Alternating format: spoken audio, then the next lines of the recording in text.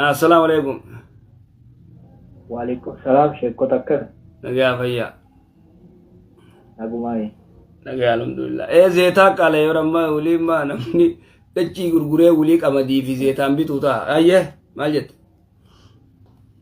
شيخ إنتلانيكا مالي دلت تفودني دندما. إنتلانيكا مالي دلت تفودن دندما. إيه. أكا جايبا فودن دندما. يو يسين نما ناموسا كباتة. ناموسا كباتة أخلاق بريدا نما إبادة كودو نما إبادة كبويو تاتة. دلين على أبات تجافة تمامله يسين تجافة تمت. سيقولي إيه نفايدا. akkasi fayyade eenyuun ni khaayidha yoo jette yoon tun abbaa malee gartee diqaala dhalachuu yoo taate qaadii geessitee qaadiin ni kaa godhatta. Ayyeeshi galatooma. Galatoome.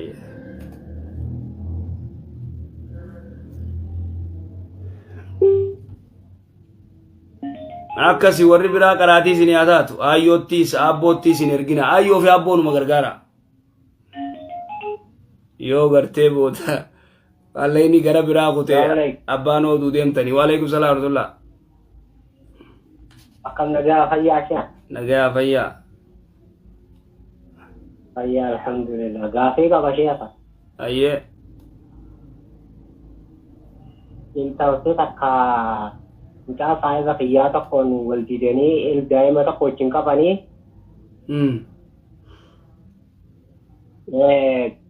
gargar bahan eegee inni hiikee guyyaa sadii qofa ooltee heerumte akkasitti namni biraan kaa hidhatee nama sanirraa ilmoo qabdine kan sanni ta'a.